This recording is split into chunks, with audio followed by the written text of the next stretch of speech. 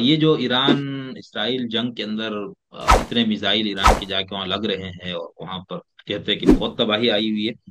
تو اس میں جو ہمارے یہاں تاثر بنا ہوا تھا کہ اسرائیل بہت اس طرح کی ٹیکنالوجی کے لحاظ سے ہر لحاظ سے اتنا مضبوط ہے کہ پوری عرب دنیا اور سب مل کے بھی اس کا مقابلہ نہیں کیا جا سکتا، تو ایران جو 40 سال سے پابندیوں میں گرا ہوا ملک ہے، تو اس کی چند میزائل جا کے وہاں پر اتنی تباہی مچائے، تو اس کے حوالے سے ہمارے ایک نقطۂ نظر شروع دن میں میرے دل میں بھی یہ وسوسہ آیا تھا، وہ یہ ہے کہ بھئی یہ جان بوجھ کے شاید کچھ ہونے دے رہے تاکہ اسرائیل مغربی دنیا میں اس کی مظلومیت مزید ہو آ جائے نا، کہ دیکھو یار یہ کس طرح سے اچھا اس میں آپ یعنی کسی لحاظ سے انسانی بنیاد پہ بھی آپ کے دل میں اسرائیلی ریاست اور وہاں کے رہنے والے یہودیوں کے لیے کوئی ہمدردی نہیں ہے آپ کے دل میں، آپ سے مراد جو بھی اس نیریٹو کے حامل ہے، تو اس بنیاد پہ آپ کو اگر موقع ملتا ہے تو آپ اس کو ہر طرح کا نقصان پہنچانے میں دریغ نہیں کریں گے نا، کیونکہ وہ ناجائز ہے، اس کو ہونا ہی نہیں چاہیے ریاست کو، ایسا ہی ہے سر جیسے ابھی آپ نے افغانستان والی مثال دی، اس میں ریاست پاکستان نے امریکہ کی ساتھ دیا ایک مسلمان یا اسلامی ملک پر حملہ کرنے میں اور اس کے اتحادی بن گیا اور اس کے نتائج بعد میں آئے، تو اگر اس وقت مثال کے طور پر اور یہ بھی ذہن میں رکھ کر کہ پاکستان ایک سنی اکثریتی ملک ہے، یہاں پر دیوبند کی پہلے ہی مسلح تنظیمیں موجود تھی فرقوں کے نام پر، اس کے باوجود پاکستان نے یہ قدم اٹھایا اور بہت زیادہ اس طرح کا رد عمل نہیں آیا ملک کے اندر سے، بٹ ٹھیک ہے ہو گیا، وہ عامر اس وقت مسلح تھا مشرف، اس وقت اگر میں کہہ رہا ہوں ایران کے معاملے میں پاکستان پھر امریکہ کے ساتھ کھڑا ہو جائے، تو اس صورت میں آپ کو کیا لگتا ہے کہ ایک شیعہ، چلو کوئی کہتا 13% ہے، کوئی کہتا 20%، اس میں سے بھی سارے شیعہ ایران کے حامی نہیں ہے، شیعوں کے بہت سارے لوگ وہ ہیں جو ولایت فقیہ کے اس کانسیپٹ کو نہیں مانتے، تو ہم اس کو بہت کم ہونے کی وجہ سے چلو اس کو شمار نہیں کرتے، تو اس صورت میں آپ کو کیا لگتا ہے کہ کوئی بہت خطرناک رد عمل آئے گا، ملک میں فسادات شروع ہو جائیں گے؟ السلام اور آداب، امید ہے آپ سب دوست احباب خیریت سے ہوں گے۔ میں آج پاکستان کے ایک نامور صحافی محترم جناب فیض اللہ خان صاحب کے ساتھ آپ کی خدمت میں حاضر ہوا ہوں، موجودہ ایران اسرائیل جنگ کے تناظر میں اس موضوع پر گفتگو کرنے کے لیے میں نے ابھی تک 3 مہمانوں سے میں نے گفتگو کی ہے، تو آج یہ میرے چوتھے مہمان ہیں اور انشاءاللہ بہت مفید اور بھرپور گفتگو ہوگی، اور فیض اللہ خان صاحب کسی بھی تعارف کے محتاج نہیں، نیشنل میڈیا پہ آپ ہمیشہ ہم سب کو نظر آتے ہیں، اس کے ساتھ ساتھ آپ کا اپنا چینل بھی ہے، اور پھر یہ کتاب جو ان کی عالمی شہرت یافتہ اور طالب علم نے یہ اس وقت خریدی تھی جب میں اپنا ریسرچ کا کام کر رہا تھا اپنے کتاب پہ، تو اس سے مجھے بہت کچھ سمجھنے کو ملا،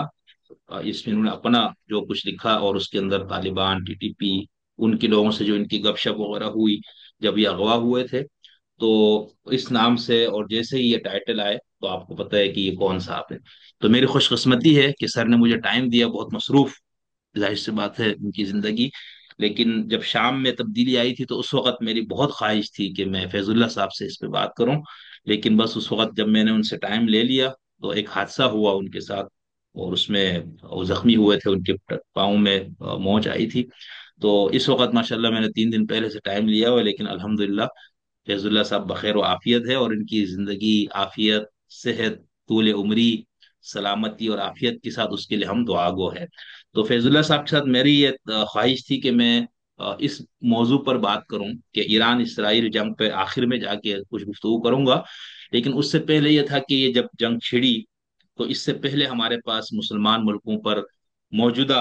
پچھلے 20-25 سال میں حملوں کی ایک پوری تاریخ ہے، تو اس سب کو بھی ماشاءاللہ فیض اللہ صاحب کے سامنے وہ پوری تاریخ موجود ہے اور اس سے پیچھے کی تاریخ بھی ہے، تو اس میں ہم نے یہ دیکھا کہ جیسے ہی اس طرح کا کچھ معاملہ ہوتا ہے تو پاکستان میں ہم، چونکہ یہ ایک تکثیری معاشرہ ہے، یہاں پر صرف ایک مذہب، ایک مسلک، ایک ازم، ایک نظریے کے لوگ نہیں رہتے، اور فرقے کی بنیاد پہ بھی تقسیم ہے، نظریات کی بنیاد پہ بھی تقسیم، تو اس صورتحال میں خود طالب علم کے طور پر ہم نے یہ دیکھا کہ جب بھی اس طرح کا کچھ ہوا تو سوشل میڈیا پہ خاص طور پر بہت بڑی تقسیم نظر آتی ہے، اور جب سے یہ سوشل میڈیا وجود میں آیا یا جب سے ہم اس کو استعمال کر رہے ہیں، تو اب یہ جب ہوا تو اس میں بھی ہمیں کچھ ایسا ہی رد عمل نظر آیا، تو اس لیے میں نے یہ رکھا کہ کسی بھی مسلمان ملک پر حملے کی صورت میں یہ ہم پاکستانیوں کا رد عمل کس طرح کا ہوتا ہے اور اس کی وجوہات کیا ہے، تو اس میں اسلام، پاکستانیت اور مسلم دنیا کے حملوں پر ہمارا رد عمل، یہ سمجھ لیجیے کہ بنیادی ٹاپک ہے۔ تو سر آپ کا بہت شکریہ، آپ نے مجھے دوبارہ میں نے آپ سے ٹائم مانگا تو آپ نے دیا، اس کے لیے میں آپ کو بہت ممنون اور مشکور ہوں۔ اچھا سر، یہ میں آپ کو آواز آ رہی ہے؟ بالکل شکریہ صاحب، تو بہت شکریہ، جی آپ نے تو اتنی تعریف سے کوئی باندھی نہیں کہ میں شرمندہ ہو رہا ہوں۔ اور شاید عربی کا کوئی مقولہ ہے نا کہ یہ حدیث ہے، مجھے نہیں پتا کہ جس کی تعریف کی گئی اس کو سمجھو قتل کیا گیا، تو یہ میں آپ کو صحیح بات ہوں، تعریف پوری نہیں لگتی، لیکن یہ بہت عجیب سا ہے، سچی بات ہے۔ تو ہاں، نہیں میں بہرحال نے آپ آپ کی بہت زیادہ تعریف نہیں کی، بس جو آپ کا کام تھوڑا بہت ہماری نظر میں ہے، اور یہ کتاب اور اس حوالے سے ہمیں معلوم ہے، اور آپ ہم پڑھتے ہیں، مستفید ہوتے ہیں، بس وہی بات کی، یعنی اس میں جھوٹی تعریف یا ملما کاری کی بات نہیں ہے نا، تو میرے خیال سے اس حدیث کے بھی محدثین نے پھر تطبیقات پیش کی ہوئی ہے۔ تو آپ فکر نہ کریں۔ تو میں یہ سمجھنا چاہ رہا ہوں کہ ابھی یہ جو حملہ ہوا اور اس کے بعد سے، اور پچھلے سال جب غزہ پہ یہ سب کچھ ہوا، تو اس میں ہم یہ دیکھتے ہیں کہ پاکستان میں ہم بہت تقسیم دیکھتے ہیں، یعنی ہم اگر مذہبی بنیاد پہ دیکھیں تو یہاں پر کرسچین ہندو بیچارے، ان کا تو کوئی اس پورے معاملے میں نظر نہیں آتا، ظاہر سے تو پاکستانیت کی بنیاد پہ تو وہ لوگ کھڑے ہیں، لیکن ہم مسلمانوں میں جو تقسیم دیکھتے ہیں مذہبی بنیاد پر، یعنی اس میں جیسے مسلکیں ہیں ہمارے پاس، اثنا عشری ہے، اسماعیلی، سنی دیوبندی، بریلوی، اہل حدیث، اور پھر اسی طرح اسماعیلی والے بھی اس طرح کے معاملات میں ہم نے ان کو زیادہ بولتے لکھتے نہیں سنا۔ پھر نظریاتی بنیاد پہ ہم دیکھتے ہیں جماعت اسلامی اور دیگر مذہبی سیاسی جماعتیں ہیں، لبرل جماعتیں، سوشلسٹ نظریات کے حامل ایک دو جماعتیں، اور اس طرح کے دانشور ہمارے یہاں پر موجود ہیں۔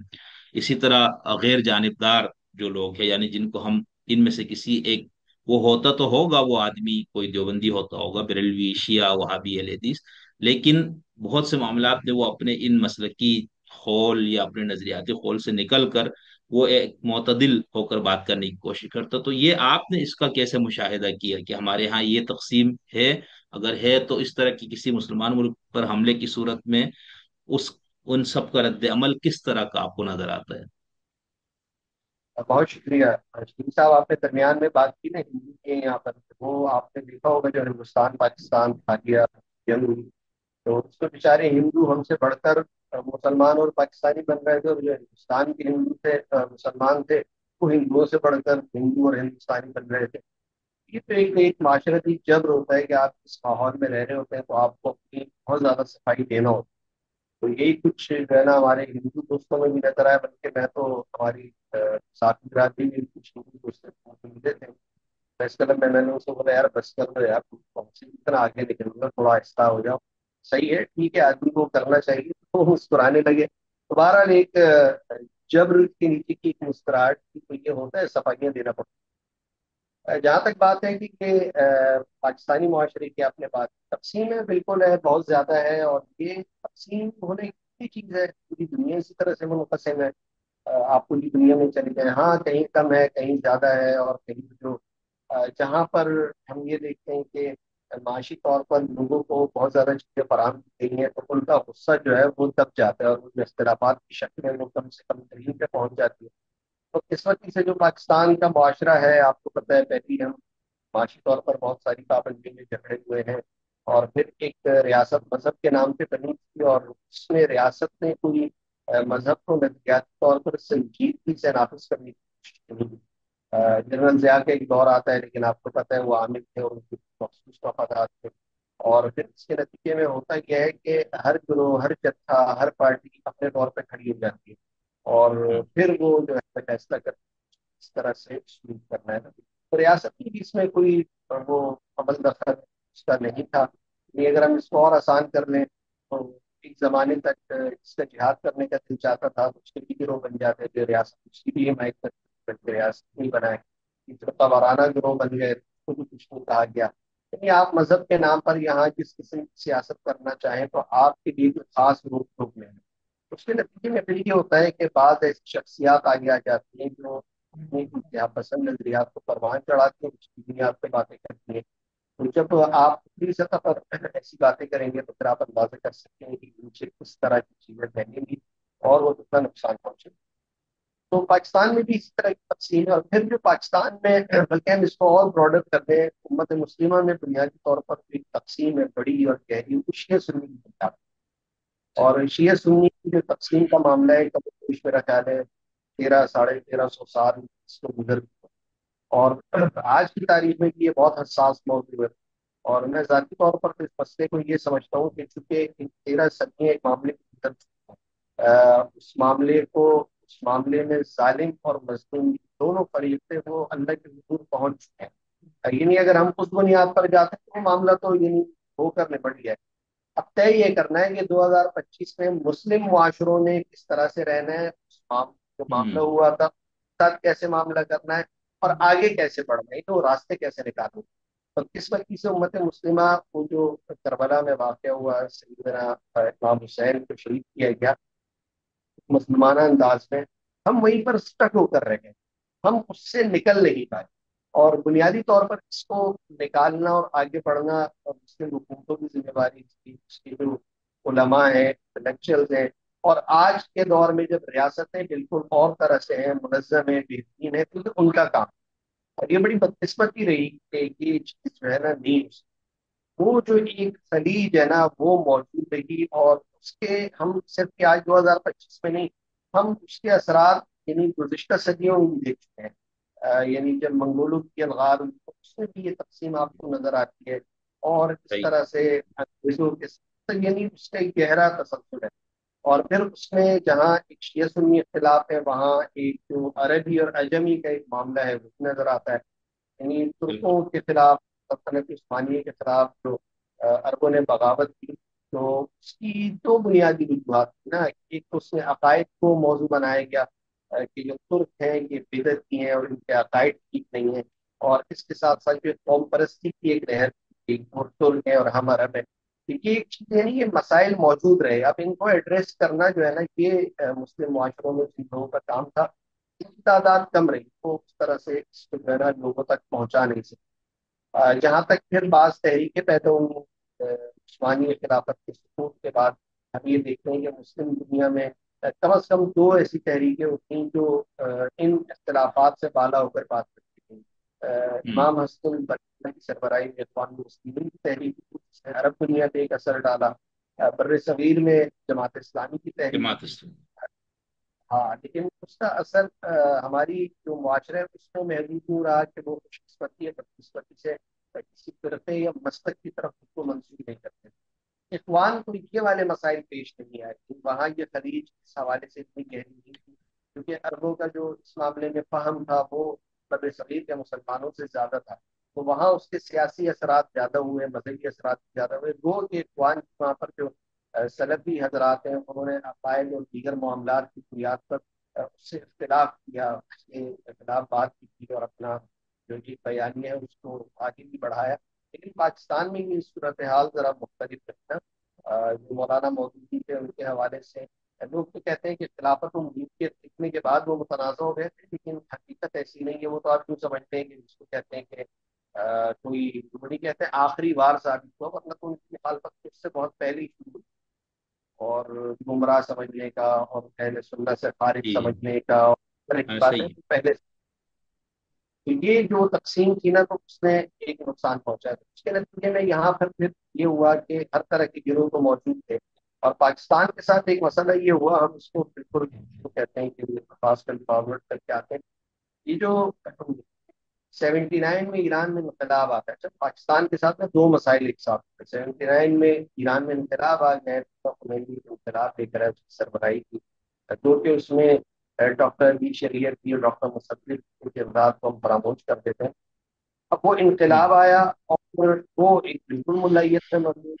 ولایت فقیہ کے نظام اس میں بات کی گئی تھی۔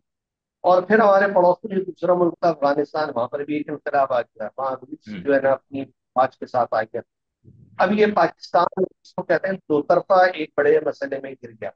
اور افغانستان میں تو چونکہ ہم امریکہ کے ہمیشہ کی طرح اتحادی تھے،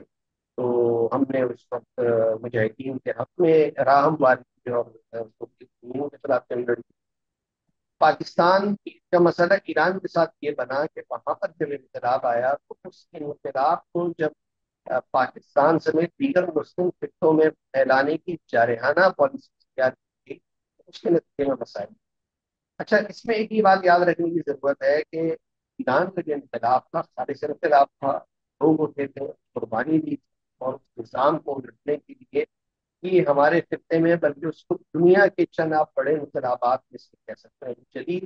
تاریخ میں، تو وہ ایک بہت بڑا انقلاب تھا اور اس میں بڑی صحیح قربانی دی گئی۔ تو اس میں ہوا یہ کہ جب وہ انقلاب آ گیا تو اس سے سب سے زیادہ خطرہ اگر کسی کو محسوس ہوا تو وہ عرب ممالک، کیونکہ اس انقلاب آنے کے بعد وہاں پر جو ولایت فقیہ ایک گرفت مضبوط ہوئی، وہ نظام قائم ہوا، تو وہ شیعت کی بنیاد پر تھا۔ اور اس زمانے میں ایک بات آپ کو اور بھی یاد رکھنی چاہیے کہ جب وہ انقلاب آیا تو اس وقت پاکستان سے دیوبندی علماء تک نے جا کر مبارکباد دی، ٹھیک ہے، اچھا اس سے ایک عمدہ کر لی گئی تھی، جماعت اسلامی نے اس کی حمایت کی۔ اور آپ کو یہ بات سن کر بہت حیرت ہوگی، 19 میں جماعت اسلامی اس انقلاب کی حمایت کرتی ہے، اور 1986 تک میاں طفیل جماعت اسلامی کے امیر تھے، وہ اس انقلاب کے بارے میں بہت خدشات کا اظہار کرتے ہوئے اس کو مایوس کن قرار دیتے، اور وہ یہ کہتے ہیں کہ ہم نے جس انقلاب کو اسلامی سمجھ کر اس کی تائید و حمایت کی تھی، وہ بنیادی طور پر ایک فرقے، مسلک یا ایک فرق تک محدود ہے، اور اس کی وجہ سے مسائل ہیں۔ یہ آپ جماعت اسلامی کی میں فکر بتا رہا ہوں، اور یہ 80s کی فکر ہے۔ یہ اور بات ہے کہ بعد میں قاضی حسین احمد صاحب جب جماعت کے امیر بنے، انہوں نے ایران کے ساتھ اپنے جو تعلقات تھے وہ بہتری کی طرف لے کر، یعنی شروع میں جماعت نے اس انقلاب کی حمایت کی، اور ابتدائی چند برس کے بعد ہی جماعت اس انقلاب کے بارے میں خدشات کا اظہار کر رہی تھی، اور یہ خدشات جماعت اسلامی کے سربراہ کر رہے تھے۔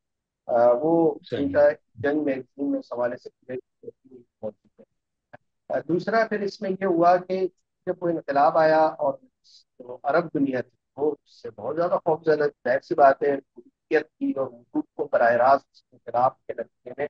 خدشات لاحق تھے، اور پھر وہاں پر عرب دنیا میں اخوان کی تحریک بھی موجود تھی، تو اس کو جو عرب دنیا کے حکام ہیں، حکمران ہیں، انہوں نے براہ راست خطرہ سمجھا۔ اور ایران کا بھی اس زمانے میں اگر آپ دیکھیں تو شیطان بزرگ وہ امریکہ کو کہا کرتے تھے، اور اس کے ساتھ ساتھ جو عرب دنیا کے حوالے سے ان کا رویہ بڑا جارحانہ تھا، کہ نظریاتی طور پر وہ یہ سمجھتے تھے، اور یہ حقیقت کی تھی کہ یہ امریکہ کے اتحادی ہیں، اور یہاں پر بھی اس تبدیلی کو ہونا چاہیے۔ اچھا، جو خالص سنی خطے تھے جیسے سعودی عرب ہو گیا، قطر ہو گیا، متحدہ عرب امارات ہو گیا، یا بحرین میں بغیر تشہیر تھوڑے سے زیادہ ہے، تو ان جگہوں پر اس انقلاب کو اس طرح سے لانا آسان نہیں تھا۔ البتہ لبنان، یمن اور جو شام کا معاملہ تھا وہ تھوڑا مختلف تھا۔ شام میں جو حکومت تھی وہ ایران کی اتحادی کی سوویت کے میں تھے، اور ایران کی سوویت کے ساتھ اچھے مراحل رہے، اور اس کے ساتھ جو لبنان میں اس وقت یاد ہوگا یعنی بدترین خانہ جنگی، اور عمل ملیشیا تھی، پھر جس میں حسن رسول اللہ شامل تھے، بعد میں جا کر انہوں نے حزب اللہ بنائی اور اس کو ایران کی مکمل تائید حاصل کی۔ وہ جو ایک تباہی کا ایران کا لبنان کا معاملہ ہوا، جس میں کرسچن، سنی اور اہل تشیعوں نے مل کر ایک اس کے خلاف جنگ لڑی، بدترین تباہی ہوئی۔ اس میں بھی پھر بعد میں ایران ایک فریق کے طور پہ شامل ہو گئی۔ یمن میں جو حوثیوں کی جو انصار اللہ کے نام سے وہاں پر ایک گروہ کھڑا کیا گیا موجود تھا، اس کی بھی ایران نے تائید۔ اور پھر جب سعودی عرب نے یمن پر حملہ کیا تو پوری ایک پراکسی جو جنگ تھی وہ یمن کے میدان میں لڑی گئی، ایران اور سعودی عرب کے تعاون سے۔ اسی طرح سے صحیح شام کا معاملہ پھر ہم نے دیکھا کہ وہاں پر 2011 میں معاملات ہوئے تھے، وہاں سعودیہ بھی تھا، ایران تو پہلے سے تھا، روس بھی آ گیا، اور اس طرح کے وہاں معاملہ۔ تو یہ وہ جو ایک پراکسی وار تھی وہ مسلم خطوں میں لڑی گئی، اور اس کے پیچھے کہیں سعودی عرب تھا، کہیں ایران تھا، اور وہ جو اصل ہدف تھا وہ کہیں بہت پیچھے رہ گیا۔ اور پھر اس میں ایک معاملہ یہ ہوا کہ ٹھیک ہے، حرمین جو ہے، حرمین مکی و مدنی، یہ اس پر جو ہے سنی طبقہ ہے مسلمانوں کا، وہ اس کے انتظام میں ہے اور وہ وہاں پر موجود ہے۔ تو ایران نے اسرائیل کے حوالے سے اپنا ایک بیانیہ جو ہے اس کو پروان چڑھایا، اس پہ بات کی، اور جو مسلمانوں کا خطہ اول تھا بیت المقدس، اس کی حوالے سے بہت توانا انداز میں بات کر کے، فلسطین کے قضیے پر بات کر کے اس معاملے میں ایک نمایاں فریق کے طور پر آیا۔ اور اس میں یہ بات بھی سمجھنے کی ضرورت ہے کہ اگر ہم 50 اور 60 کی دہائی میں دیکھیں تو عرب دنیا میں قوم پرستی کی بھی ایک لہر موجود تھی۔ مصر اور شام میں قوم پرست اور کمیونسٹ حکومتیں تھیں، اور انہوں نے مل کر بلکہ اپنا ملک بھی ایک کر کے مشترکہ جمہوریہ بنا کر اسرائیل کے خلاف جنگ کی، اور ان جنگوں میں شکست بھی بری طرح سے۔ اور جو فلسطین کا جو حصہ اگر کچھ آزاد بھی تھا وہ اسرائیل کے قبضے میں چلا گیا۔ اور پھر اسی طرح سے ہم نے دیکھا کہ شام سے علاقہ چلا گیا اور مصر سے بھی کچھ علاقہ چلا گیا۔ تو اس زمانے کے بعد جو P L O, Yasir Arafat اور الفتح تحریک، یہ بہت نمایاں نام تھے، سوویت یونین کی بھی حمایت حاصل کی۔ اور اس کے بعد جب ہم نے دیکھا کہ سوویت یونین کا انہدام ہوتا ہے تو پھر یہ ایک نئی طرح کی تقسیم وہاں پیدا ہوتی ہے۔ اور 1987 میں وہاں پر احمد یاسین کی سربراہی میں حماس تشکیل دی جاتی ہے۔ شہر کا بنیادی فکری اور تنظیمی تعلق اقوام مسلمین سے تھا۔ اور اس کے بعد بتدریج جیسی پی ایل او اور الفتح مسلح تحریک سے پیچھے ہٹتے چلے گئے، اور انہوں نے مذاکرات کے ذریعے کسی حد تک انتظامی اختیار حاصل کر لیا۔ تو اس خلا کو پھر حماس نے خود کی، اور ابتدائی طور پر حماس کو عرب دنیا کی حمایت حاصل کی، چاہے سعودی عرب ہو، متحدہ عرب امارات ہو، یا دیگر ممالک ہو۔ لیکن پھر تدریج وہ اپنی اس حمایت سے پیچھے پیچھے ہٹتے چلے گئے۔ اور یہ معاملہ اس وقت بہت زیادہ نمایاں ہوا جب 11 ستمبر کے حملے ہوئے، اور 11 ستمبر کے بعد جو آزادی تحریکوں کو بھی دہشت گردی کے ساتھ منسلک کر دیا گیا۔ تو پھر عرب دنیا نے بھی اپنی پالیسی تبدیل کی، اور پھر یہ ہوا کہ حماس پہلے شام میں موجود تھی، اور ایرانی تعاون اس میں بھی تھا۔ اور 2011 میں جب عرب بہار آئی تو حماس تحریک نے وہاں میں والی جو عوامی تحریک تھی اس کی مخالفت کی، جس کی وجہ سے بشار الاسد کے ساتھ ان کے اختلافات پیدا ہوئے، اور اس کے نتیجے میں پھر ان کو دمشق چھوڑنا پڑا۔ اور ان کی جو دوہا منتقلی تھی یہ رجب طیب اردگان اور قطری ہندوستان کے درمیان ہونے والے مذاکرات کا نتیجہ تھی۔ کیونکہ قطر ہو یا ترک حکام ہو، یہ اس میں کسی درجے میں اخوان کی فکر کے ساتھ منسلک ہے۔ تو مکمل طور پر تو اس کا اظہار نہیں ہوتا، لیکن بہت ساری پالیسیز میں ہمیں نظر آتا ہے۔ وہ کہ حالیہ عرصے میں اسرائیل کے حوالے سے رجب طیب اردگان کا جو خطاب تھا وہ مکمل ہم اس کو نرم سے نرم الفاظ میں گونگے شیطان پہ کہہ سکتے ہیں۔ اس کے علاوہ ظاہر سی بات ہے بہت ساری چیزیں ان کی طرف سے مثبت انداز میں، تو وہاں قطر میں ان کو جگہ مل گئی۔ اور پھر جو ایران کے ساتھ حماس کے تعلقات تھے وہ بہت زیادہ حماس پہ ایک اعتراض نہیں ہوتا ہے سنی حلقوں کی جانب سے کہ اگر یہ سنی ہے تو یہ ایران کے ساتھ کیوں ملے۔ اور اس پر کوئی بات نہیں کرتا کہ جب سنی ممالک نے ان کے ہاتھ پیر باندھ کر بالکل ان کو معیار و مددگار چھوڑ دیا تو ان کے پاس سوائے ایران سے مدد لینے کے اور کیا چارہ تھا۔ پاکستان کے ساتھ ان کے تعلقات بنے اور چیزیں بہتر ہوئی، اور پھر وہ ایک مزاحمت کی بات کی جاتی ہے جو تہران سے لے کر صنعاء تک موجود تھا، جس میں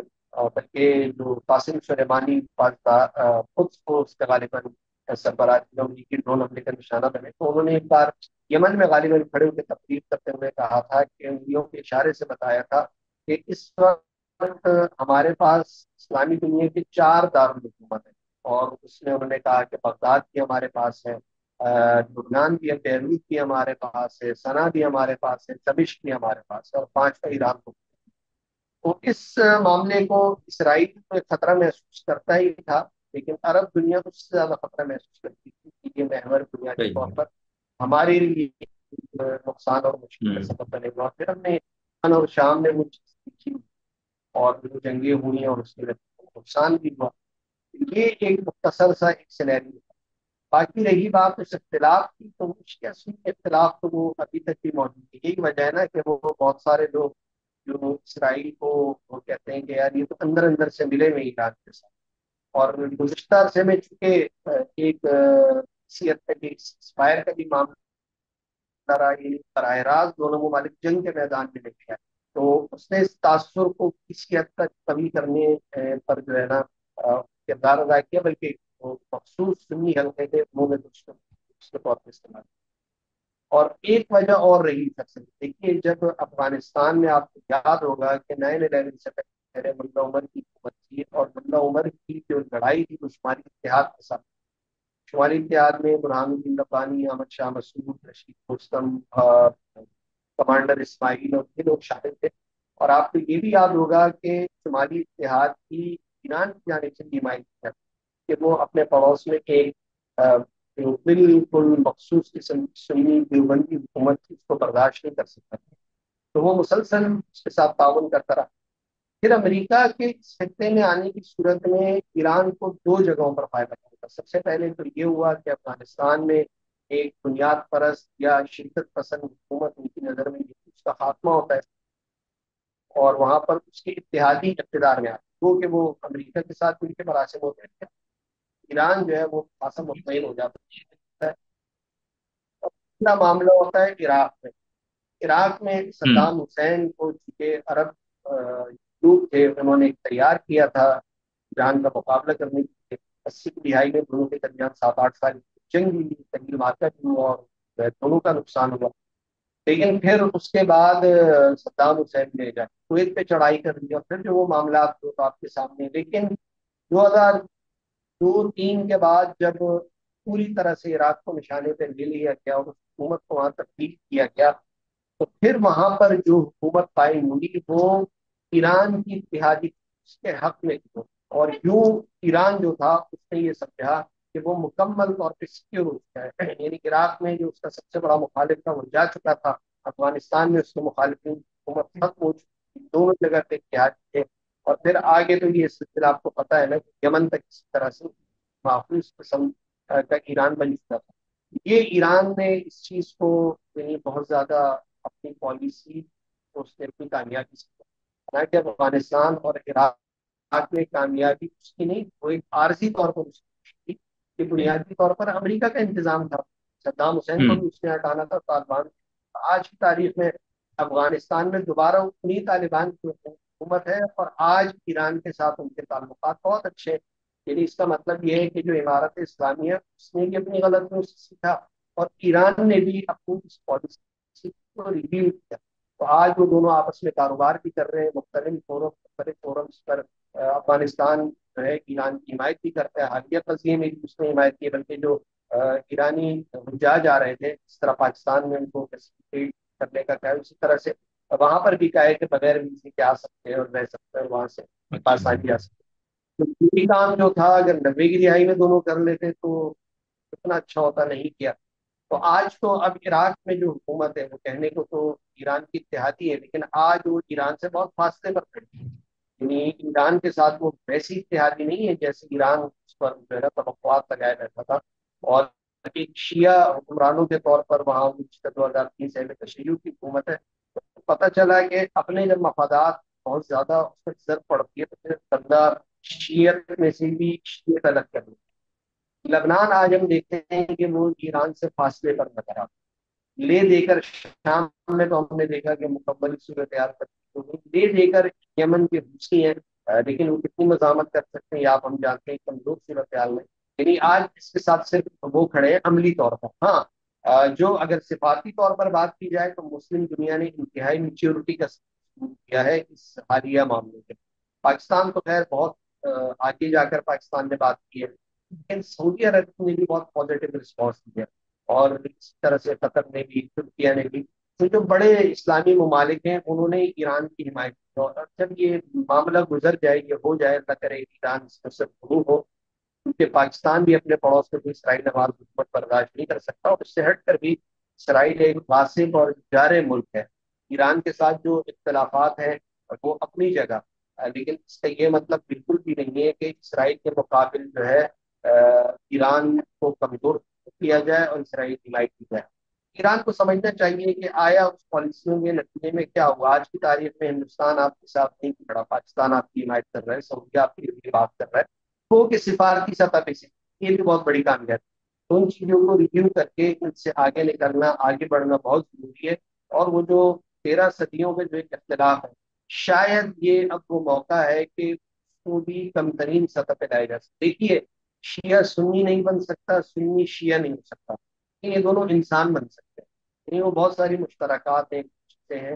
اس پر آگے بڑھنا ہوگا، اپنے شدت پسند رویے میں دونوں جو اطراف کے لوگ ہیں ان کو کمی لانا ہوگا۔ اور آج جو ہے جب ایران کی حمایت کر رہی ہے شیعہ ہونے کے باوجود، حالت جنگ میں تو حالت امن میں بھی ان چیزوں کو دیکھنا چاہیے، اور اس کے لیے ضروری ہے कि जो मुस्लिम दुनिया के उलमा की एक ऐसी कमेटी तश्कील दी जाए जिसमें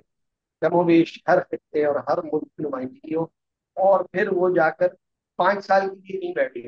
कमरे में बंद होकर बैठ जाए जिनका काम हो उसकी तहकीक करना, और फिर वो एक ऐसा कोई लायामल निकाले जो मुस्लिम दुनिया में नाफिज हो, और उसके नतीजे में ये वाली कशीफ और मामला है,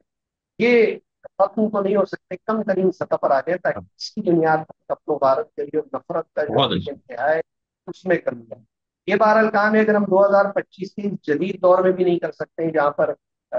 आम दो रफ्त में मसला नहीं है, रास्ते करने में मसला नहीं है, तो फिर हम कब करेंगे? फिर तो आगे फिर कयामत की उसी दिन करना है, तो छोड़ दे अल्लाह, तो उसने इसका फैसला कर लिया। बहुत शुक्रिया सर, ये तो आपने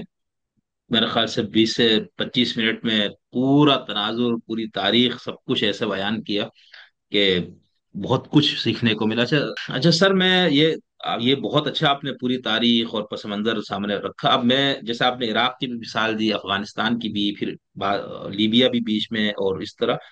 तो उसी तनाजुर में मेरा अगला सवाल ये था ना कि जब अभी हम कौमी रियासतों में रहते हैं, पाकिस्तान, इंडिया, यानी मुल्क इस तरह से कौमी रियासत, अब सल्तनतों का दौर भी नहीं है, ना मुस्लिम उम्मा का कोई इस तरह का दौर रहा। तो इस सूरत हाल में हम अभी रियासतों की पॉलिसियों पे बात नहीं करेंगे, मैं तो अपने जैसे अवाम या आप जैसे अहले इल्म, इन के हवाले से ये चीज समझना चाह रहा था। तो कौमी रियासतों में रहते हुए आपकी एक शनाख्त मजहबी लिहाज से मुसलमान होने की है, फिर उसके बाद शिया सुन्नी, फिर उसके बाद किसी सियासी या नजरियाती पार्टी से वाबस्तगी है, फिर आपके दूसरी जो सबसे बड़ी शनाख्त है वो आपका मुल्क या पाकिस्तानियत है, इंडिया में रहने वाले तो उसके लिए भारत है, ईरानी के लिए ईरानियत है,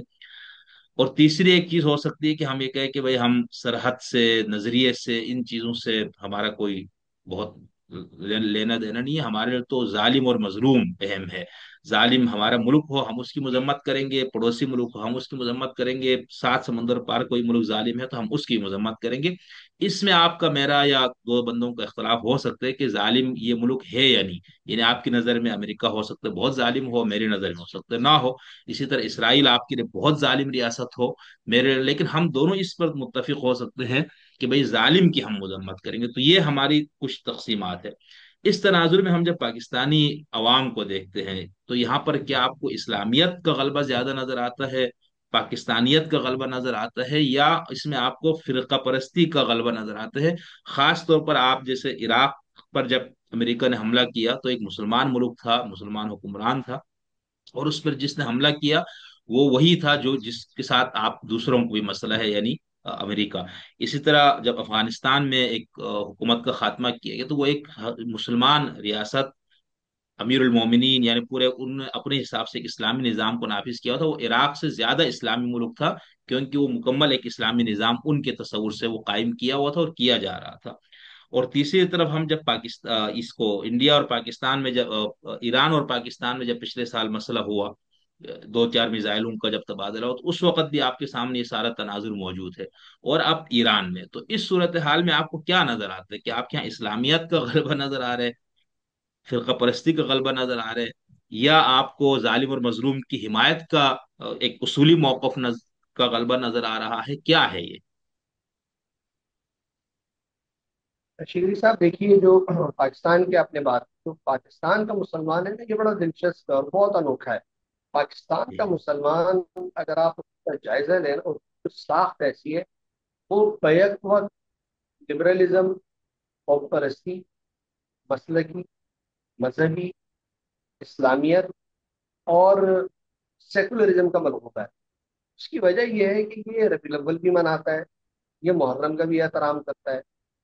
ये यौम आज़ादी भी जो फखर उससे मनाता है, ये फिलिस्तीन के साथ भी खड़ा है। यानी इतना तनव्वुर जो है ना, वो आपको दीगर मुस्लिम खित्तों में कम मिलेगा। यानी ये वो कब कहते हैं मिले? ना, मैं थोड़ा थोड़ा सब कुछ। तो जो पाकिस्तानी मुसलमान है ना, वो एक खास अंदाज में थोड़ा थोड़ा सब कुछ है। तो वो हम्म।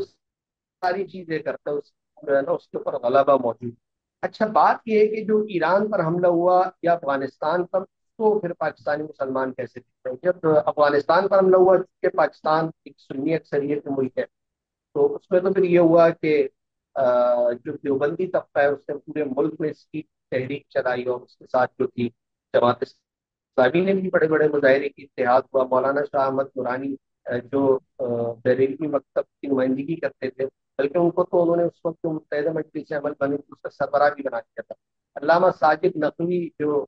अ, शिया सियासत के अलमबरदार हैं, वो भी उस इत्तेहाद में शामिल थे और उन जलसों से खिताब करते थे। तो पाकिस्तान की जो बड़ी मजहबी जमातें हैं, उसमें एक बात की आपको दाद देना पड़ेगी कि उन्होंने हमेशा शिया सुन्नी मामले से बालातर होकर सियासत की, और उनका कारकुन भी इस हवाले से बड़ी हद तक मेच्योर है। आपको पता है ना, जमीयत उलमा इस्लाम को पाकिस्तान में मजहबी हलकों में सबसे बड़ा चैलेंज कौन देता है?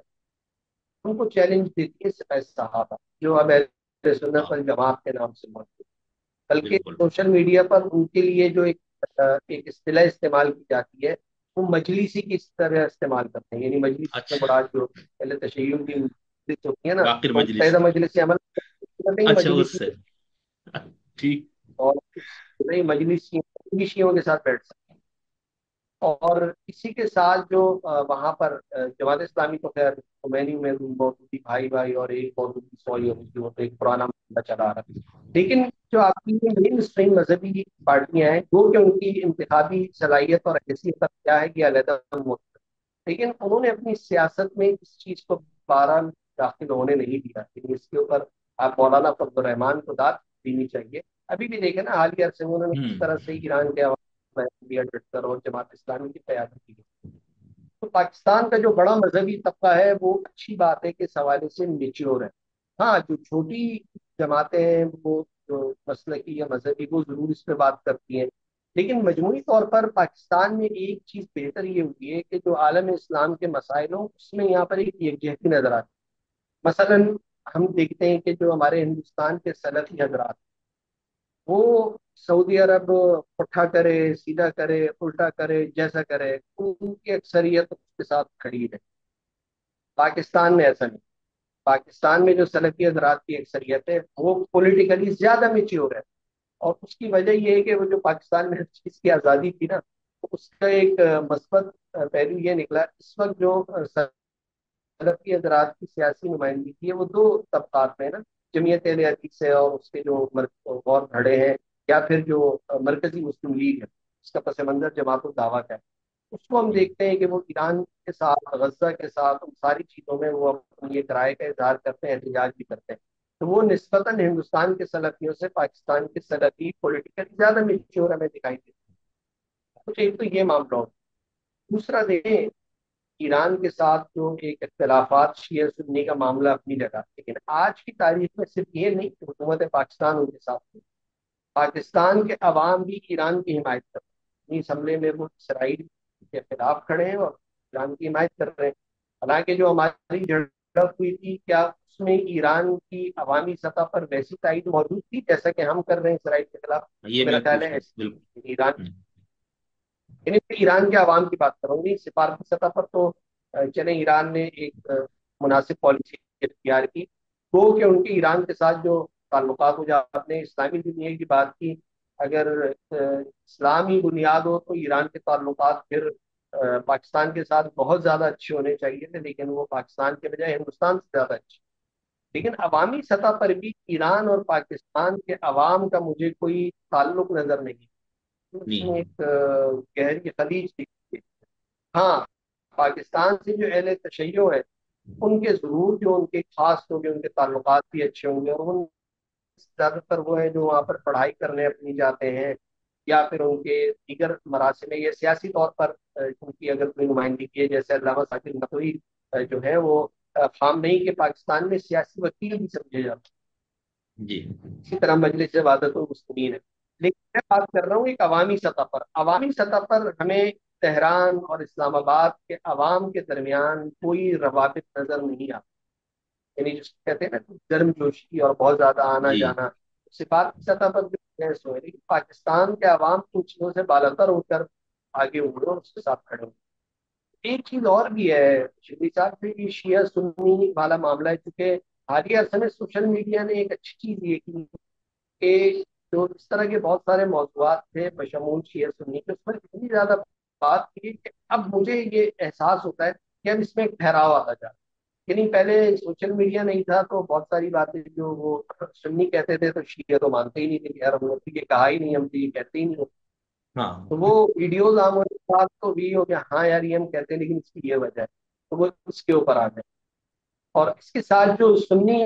तबका है उसमें जो एक नाज़ियत का अंसर था, और सच्ची बात तो ये है कि मुझे बजाते खुद जमाने तक लगता था यार हम कहाँ से नाज़ी हो सकते हैं, हम थोड़ी हैं। लेकिन वो फिर पता चला नहीं भाई, हमारे अंदर भी एक नाज़ी अंसर बहरहाल मौजूद है, लेकिन एक अच्छी चीज ये है कि रब्स के मुकाबले में जो नाज़ी हैं वो खासे कमजोर या कम है। यानी हम ये देखते हैं कि जो हम्म। मुसलमानों पाकिस्तानियों का जो उलमा का तबका है वो नाज़ियत के हवाले से अपनी तहरीरें बहुत खुलकर लिखता है, और इस पर जी। बड़ी डिबेट। तो इससे ये पता चलता है कि पाकिस्तान में सोशल मीडिया पर ये मुबाहिस आम होने के बाद मेरे ख्याल में एक ठहराव आया, और लोगों ने अपनी पोजीशन को तस्लीम करना शुरू किया कि यार यहाँ तक इनकी पोजीशन है, यहाँ पर हम खड़े हैं, ये इनकी बात है, ये हमारी बात है। ये अच्छा, फिर उसमें ये भी होता है कि अहले तशय्युह में से भी बहुत सारे हजरात जो है वो इसके ऊपर हम लिखने लगे हैं। ईरान में ही हमारे दोस्त हैं मुफ्ती अमजद अब्बास साहब, यानी खुद उन्होंने बहुत सारे जाकिरीन के बारे में, बहुत सारे मामलात के बारे में बहुत खुलकर लिखा। भाई ये जी। चीज़ जो है ना, ये शेयर और ये क्या है, इसको जो है ना आप रिव्यू करें और इसको कम करें, तो दोनों तरफ से जो है ना कहीं वो आवाज़ें उठना शुरू हो। तो ये एक अच्छी पेशरफ्त है, उनके बहुत इब्तदाई है, तो इंशाल्लाह आगे जाकर इसमें मजीद भी बेहतरी आ सकती है। क्योंकि शिया सुन्नी तसादुम किसी भी मुआशरे या मुल्क के मफाद में नहीं, ये एक फसाद है, और इसके नतीजे में अनारकी ही पैदा होगी। क्या सुन्नी मिलकर शियों को खत्म कर सकते हैं? ऐसा होता तो 14 सदियों में हो जाता। और क्या शिया सुन्नियों को खत्म कर सकते हैं? ये भी नहीं हुआ। जब ये नहीं हो सकता है तो फिर बीच का कोई रास्ता निकालना होगा ना, कि यहाँ पर आप बैठ कर चीजें कर सकते हैं। तो ये बहुत सारी ऐसी चीजें हैं जो उसमें मेच्योरिटी भी आ रही है, लोग उसको समझ भी रहे हैं। और इस हालिया मामले से, इसराइल ईरान मामले से, लोगों ने इन चीजों को बालाएताब रखा है, वो पसेपोश डाला है, और उसको पीछे डालकर आगे बढ़े हैं और आगे बढ़कर बात की है। ये मजमूई तौर पर एक बहुत मस्बत रुझान। लेकिन फैजुल्ला साहब, इसमें ये देखे ना, अब मैंने आपको ईरान और पाकिस्तान में जो पिछले साल, उसमें आपने पूरा सोशल मीडिया को अच्छे से देखा कि किस तरह से इसमें तकसीम उस मौके पर भी, यानी बहुत से लोग हैं जिनके नजदीक उनकी ज्यादा वफादारी यूं नजर आते है, बादी नजर में, हम इस तरह किसी के दिल पे तो हम वो नहीं कर सकते कि उनके लिए ईरान जो है वो पाकिस्तान से ज्यादा अहम है। इसी तरह हम, अब तो कम हो गया, लेकिन बहुत पहले हमें यूं लगता था जैसे यहाँ का एक तबका है उनके लिए पड़ोसी मुल्क अफगानिस्तान, जब वो इस्लामी लिबादे में था, तो वो आप अपने पाकिस्तानियत या पाकिस्तान से ज्यादा वो अहम था। तो इस तनाजुर में आपको ये नहीं नजर आते कि ये कोई पाकिस्तानियत की जो शनाख्त है वो आपकी बहुत नीचे चली गई। अच्छा, हम अगर इस्लामियत और फिरके की भी देख लें, तो उसमें भी आप ये देखें ना कि अब ये जो शाम में जो तब्दीली आई उस पे, अगर आप इसको इस्लाम और गैर इस्लाम की तनाजुर में देखें कि वहां पर अमेरिका और फलाना ये जो तस्वुर मौजूद है, उन सब के ताउन से वहां पर रिजीम चेंज हुआ है। तो उस सूरत हाल में हम ये देखते हैं ना कि यहाँ पर जो ईरान की हामी कुव्वतें हैं उनको तो बिल्कुल वो अभी तक बात हजम नहीं हो रही कि वहां पर ये शरा आ गया और उमवी हुकूमत का जिंदा, अभी तक वो लोग बात कर रहे हैं। दूसरी तरफ हमने आप लोगों को देखा, आप लोग बड़े जज्बाती अंदाज से उसको वेलकम कर रहे थे कि बस अब ये सारा कुछ खत्म हुआ। इसी तरह इराक पे देखें, अगर आप इस्लाम और गैर इस्लाम की बात करते तो वहां पर भाई एक मुसलमान हुकूमत थी, वो हुक्मरान था और मुसलमानों ही की हुकूमत थी। उसके ऊपर एक गैर मुस्लिम मुल्क ने हमला किया, तो उस वक्त भी हमने ये देखा कि जो ईरान की तरफ झुकाव रखने वाले लोग हैं उनके, वो अभी तक उसको वेलकम करते, उस पर अभी तक जश्न मनाते कि फिरौन का खात्मा हो गया, सद्दाम को, यजीद का, इस तरह के अलकाबात से। तो ये क्या तजाद है, इसमें आपको कोई मसला नहीं नजर आ रहा है कि यहाँ पर आप लोगों की पाकिस्तानियत बिल्कुल खत्म हो जाती है और फिरका परस्ती या फिरकावारियत का जो उनसर है वो ज्यादा नजर आ रहा अच्छा, ये बात बिल्कुल दुरुस्त है, जो अफगानिस्तान की एक बहुत बड़ी हिमायत और तायद यहाँ पर मौजूद थी और मौजूद है। ये जो एक बुनियादी तस्वुर है ना, देखें, नेशन स्टेट का और इस्लामी रियासत का वो टकराव तो मौजूद है ना। पाकिस्तान है। एक इस्लामी रियासत के बजाय एक नेशन स्टेट के तस्वुर पे खड़ी हुई एक कौमी रियासत है, और हम पाकिस्तानी मुसलमान हैं, और हमारे नज़दीक जो पाकिस्तान का मफाद है वो मुकद्दम रहना चाहिए। जब आप इस्लामी रियासत की बात करते हैं तो उसमें इस तरह का कोई तस्वुर नजर नहीं आता। تو پھر یہ کہتا ہے کہ افغانستان کے اوپر اگر حملہ ہوا ہے تو آپ نے اس کی تائید کرنا، اور اگر پاکستان اس حملے میں سہولت کاری کر رہا ہے تو پاکستان کو بھی اسی صف میں دیکھا جائے،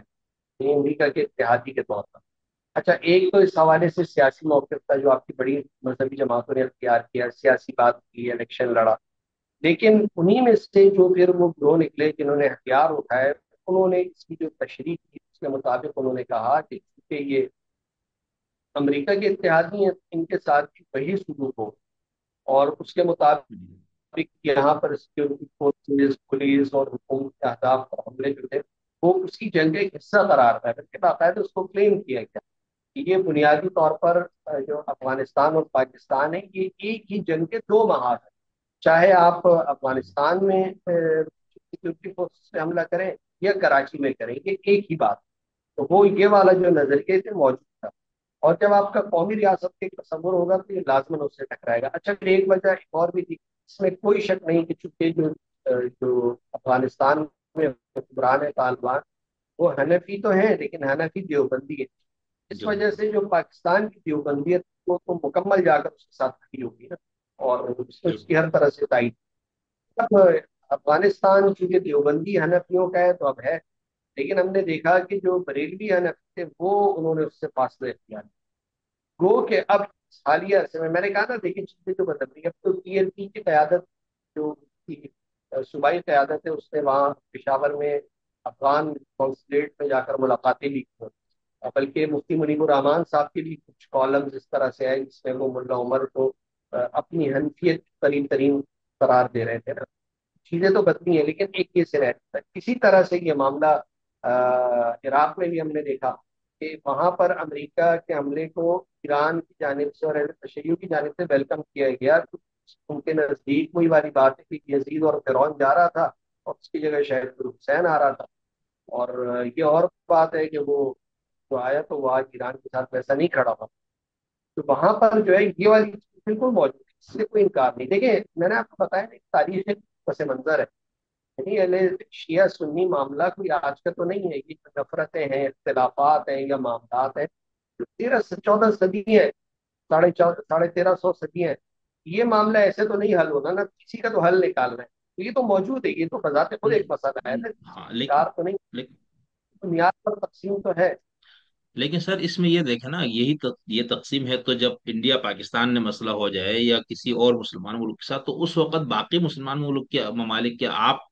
سوشل میڈیا فالو کرتے ہیں، ٹویٹر یہ سب، ابھی چلو ہم اس سے پہلے ہمیں اتنا اندازہ نہیں تھا، تو اس میں آپ دیکھیں نا کہ ان ملکوں کے عوام میں تو یعنی ایک دو میرے خیال سے اربوں میں کچھ لوگوں نے ٹویٹس وغیرہ کیا تو ہم نے اس کو بہت بڑا کے پیش کیا نا، لیکن وہاں پر کیا عوامی سطح پر کوئی اس طرح تصور ہے کہ انڈیا ایک ہندو اور کافر ملک ہے اور پاکستان ایک مسلمان ملک، ان میں لڑائی ہوئی تو ادھر کے عوام میں آپ کو اسی فرقے کی بنیاد پر، اسی اسلامیات کی بنیاد پر وہ جوش و خروش اور وہ ولولہ اور وہ چیز آپ کو نظر آئی یا آتی ہے؟ صرف آپ لوگوں کے ہاں یہ کیوں ہے؟ نہیں نہیں نہیں، ہمارے یہاں تو تھوڑا سا کیوں ہے نا کہ ہم اسلام کی بنیاد پر بنے ہیں، اور اس کی ایک اور وجہ ہے، یہاں پر سیاسی آزادی آپ، یعنی وہ پی ٹی آئی والے تو بول رہے ہیں کہ حقیقی آزادی باقی ہے، لیکن اس کے باوجود بھارت پاکستان کو آپ عرب ممالک کے ساتھ نہیں ملا سکتے، نہیں کر سکتے، یہاں ایران کے ساتھ بھی سیاسی نہیں ملا جماعت، سکتے۔ یہاں شخصیات موجود ہے، بالکل ایران کے ساتھ یہاں پہ بڑی آزادی ہے سیاسی طور پر۔ آپ مجھے بہت یہ زیادہ، بتائیں نا، یہاں کس مذہبی جماعت کو اپنے اجتماع کرنے پر پابندی ہے؟ یہاں کس سوشلسٹ تنظیم کو اپنے اجتماع کرنے پہ پابندی ہے؟ کوئی یہاں پابندی نہیں، کون سی جو ہے نا جماعت یا لوگوں کو اپنا کوئی مظاہرہ کرنے میں مسئلہ ہے؟ یار یہاں سوائے تو عورت مار، احمدیوں کے، سوائے احمدیوں کے سب ہاں، کو آزادی ہے۔ وہ جو مرزائی جو ہے ان کو تو بالکل، یعنی اس پر جو ہے نا وہ الگ ایک بحث آ جاتی ہے، ان کے بالکل اوپر ان بہت کے علاوہ زیادہ سب کو آزادی، صحیح کہہ رہا آپ۔ کے علاوہ پاکستان میں سب کو آزادی ہے نا، وہ تو ایک مخصوص معاملہ ہے۔ اب آپ کیا دیکھ لیں عرب دنیا میں، آپ کو کیا لگتا ہے کتنی آزادی؟ مطلب وہاں تو کچھ، مطلب یہ جو خاص طور پر سعودی عرب، متحدہ عرب امارات، قطر، کویت، بحرین، مسقط، یہاں تو کوئی جس کو کہتے ہیں سوچ بھی نہیں سکتا نا۔ تو باقی جو عرب ممالک ہیں، مصر میں کیا صورت حال ہے؟ یعنی وہاں وہ حکومت آئی تھی اخوان کی، کسی نے مار مار کر جو ہے نا شرکت کیا ہوا بیٹھا ہوا ہے۔ آپ اسی طرح سے تیونس میں آزادیاں تھیں 5 سے، وہ یہ بھی آپ دیکھیں جو وہاں سے قافلہ سمود نکلا، یعنی تیونس سے نکلا، تو وہ مجموعی طور پر عرب دنیا میں جو ایک گھٹن کا ماحول تھا نا، آمریت کا اور ملوکیت کا، کہ اس کا نتیجہ ہے کہ وہاں کے عوام اپنے جذبات کے اظہار نہیں کر پاتے. پاکستان میں ایسا نہیں ہے. جب ایسا نہیں ہے تو یہاں پر بڑے کھلے انداز میں اس کا وہ ہوتا ہے، پھر یہاں پر ترویج کی گئی ہے. دوسری بات یہ ہے کہ اس کے باوجود، یعنی ان ساری سختیوں اور معاملات کے باوجود، جب ہندوستان پاکستان کی جو بقول آپ کی کہ میزائل ادھر ادھر گئے، اس کے بعد آپ عرب میڈیا اٹھا کر دیکھیں یا سوشل میڈیا اٹھا کر دیکھیں. میں نے کچھ بلاگس بھی ان کے لوگوں کے دیکھے یوٹیوب پر، ڈیجیٹل پلیٹ فارمس پر. وہاں پر جو عرب تھے، عام عرب، ان کی ایک اکثریت پاکستان کی حمایت کر رہی ہے. اچھا اب مجھے یہ بتائیں کہ پاکستان یہ میں ہے. کون سا کوئی معاشی طور پر کوئی پاکستان بڑا ملک دے سکتا ہے؟ کچھ نہیں. ایک اپنا ایٹم بم بھی بنایا نا، جو ٹاکیاں شاکیاں مارتے رہتے ہیں. اور ہندوستان کے تجارتی مفادات اگر دیکھیں تو وہ پاکستان سے کہیں زیادہ بڑھ کے عرب ممالک میں. بہت. بلکہ سچی بات یہ ہے کہ نریندر مودی کو جس طرح سے سعودی عرب یا متحدہ عرب امارات میں ویلکم کیا جاتا رہا ہے، اور وہاں پر مندر بھی بن گئے، اور وہاں کی جو کاروبار ہے اس پر جیسے جو ہندو ہیں ان کا ایک غلبہ موجود ہے، ایسا پاکستان کا تو نہیں ہے. اتنا ویلکم ہمیں تو نہیں کیا جاتا. لیکن اس کے باوجود وہاں کے جو عوام ہے، بلکہ اس سے ہٹ کر جو بعض ہمارے دوست آتے ہیں، خاص طور پر جو سعودی عرب قطر وغیرہ سے جو ملاقات ہوتی ہے، تو میں ان سے لازمی یہ بات پوچھتا ہوں کہ یار آپ یہ بتائیں کیا وہ تھا. تو وہ کہتے ہیں نہیں یار، جو مسلم جتنے بھی تھے وہاں جاب کرنے والے، چاہے وہ شامی ہے، بی پی آئی ہے، سعودی ہے، وہ کہتا ہے یار زبردست کام کیا. اس کا مطلب ہے کہ وہ جو امت مسلمہ کا تصور ہے نا، وہ ان ساری چیزوں کے باوجود وہ ختم نہیں ہو سکا. اب اگر ریاستی سطح پر قومی تصورات کے حامل حکمران ہوں جو امت سے لا تعلق اختیار کرتے ہیں اور اسی نظریے کے مطابق چلتے ہو، تو یہ ایک علیحدہ معاملہ ہے. لیکن جی. عوامی سطح پر آج مجھے پتا ہے نا کہ فلسطین یہ کیوں لوگوں میں جذبات پائے جاتے ہیں، بلکہ جو غیر مسلم ہے، انصاف پسند طبقہ ہے، وہ بھی اس کے ساتھ کھڑا ہے. تو میرا خیال ہے یہ ایک فینومینا موجود ہے. اور دیکھیے جو خلافت عثمانیہ کا خاتمہ ہوا نا، تو اس کے بعد ایک چیز کا سب سے زیادہ خیال رکھا گیا تھا، اور وہ یہ تھا کہ کسی بھی طرح اسرائیل کو پروٹیکٹ کرنا. یعنی جو دنیا کی سیاست تشکیل پائی، ادارے تشکیل پائے، بدقسمتی سے مہذب دنیا نے جو کچھ کیا، اس کا بنیادی نقطہ یہ تھا کہ کچھ بھی کر کے اسرائیل کو محفوظ رکھنا ہے بس. یہ جو ساری سیاست معاملات اور جو بٹوارے ہوئے ہیں، یہ اس کے گرد گھومتے ہیں. مطلب یہ جو عرب دنیا کی بلاد شام تقسیم ہو، یا جو دیگر بہت سارے ممالک ہوں، یا ان حکمرانوں کی برطانیہ امریکہ کی جانب سے، فرانس کی جانب سے تائید ہو، یا ان کو آزادیاں دلانے میں یا یہ نئے ملک بنانے میں ان کی مدد ہو، اور وہاں پر ایسے لوگوں کو حکمران بنانا ہو جو اس کی سہولت کاری کر سکے، تو یہ نظر آتا ہے نا. تو پاکستان کی صورتحال کے حوالے سے بارہ مختلف ہے کہ یہاں آج لیکن بھی اس. دیکھیں نا آپ مجھے. جی جی، آپ بولے.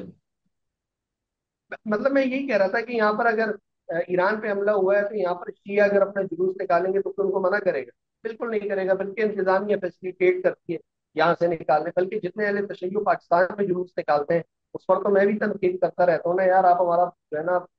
حشر کر جینا دیتے ہیں. محال. یہ چلتے ہیں تو رستے بندے پھر 3 3 مہینے ہاں، اس یہی لیے. ہوتا رہتا ہے.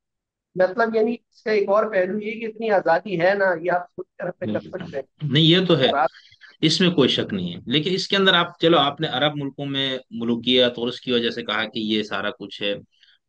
لیکن آپ انڈونیشیا، ملائیشیا اور اس طرح کے اور بھی ممالک ہیں نا جہاں پر چلو اس طرح کی جابر آمریتیں نہیں ہے، جمہوری حکومتیں ہیں، وہاں پر لوگوں کو شاید آزادیاں بھی ہو. تو وہاں پر بھی کیا آپ نے کبھی محسوس کیا، یا اس طرف آپ کی نظر نہیں ہے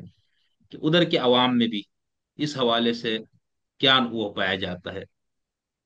دیکھیے سچی بات ہے کہ میں انڈونیشیا، ملیشیا، جو یہ فار ایسٹ کے ممالک ہیں، ترکی.